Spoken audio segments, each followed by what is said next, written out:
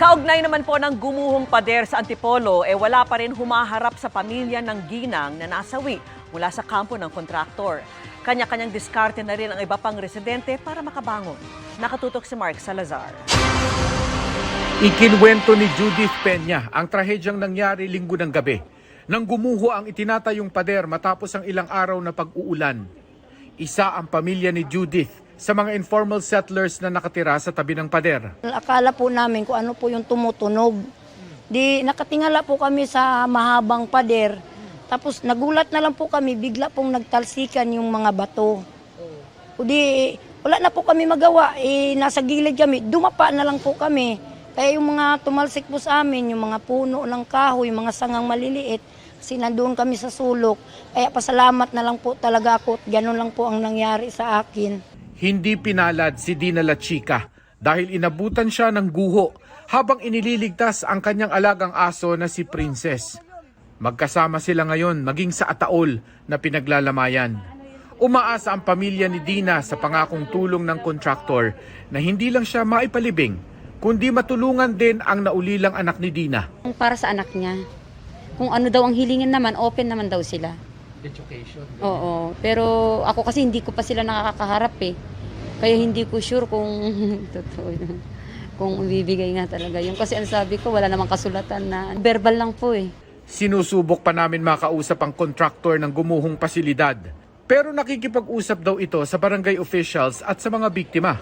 Nagbigay pa raw ng tig 500 pesos sa 75 nakaligtas sa guho. Pero nasa evacuation center pa rin hanggang ngayon. Sa ngayon po, binigyan po sila ng allowance ng kontraktor para po sa pangangailangan. Pero nasa amin pa rin po pangangalaga. Yung mga ibang kakulangan po, binibigay po rin po namin sa kanila. Habang hindi pa po nasisettle yung paglilipatan po ng bahay nila. Walang kasiguruhan kung hanggang kailan may darating na tulong sa evacuation center. Kaya gusto ng iba na magsimula na lang kahit wala pa ang pinangako ng kontraktor at LGU. Naghanap po ako ng maupahan kahit kwarto lang. Kasi kaso po, sa hirap ng buhay, kasi may college po ako, hindi po kami maka-down kasi 3,000 po yung upahan. Kaya bumalik po kami ngayon dito. Ang sabi po, bigyan po kami ngayon dito ng tent para mabigyan po kami ng mga relief goods sa lahat ng bigay. Ayon daw sa napagkasunduan, LGU ng Antipolo ang hahanap ng lupang lilipatan ng mga biktima. Tutulong naman sa construction materials ang kontraktor. Pero iba pa ang usapin ng kapabayaan at pananagutan ng kontraktor sa nangyaring guho. Galing po uli yung engineering dun sa, sa site po ng sa Vista Grande. Nakita naman po nila standard naman po yung mga nakitang mga bakal at saka ang naging dahilan po is nagkapondo po ng tubig doon sa ilalim. Kaya po humina po yung pundasyon, yung po naging dahilan kaya po bumigay po yung retaining wall.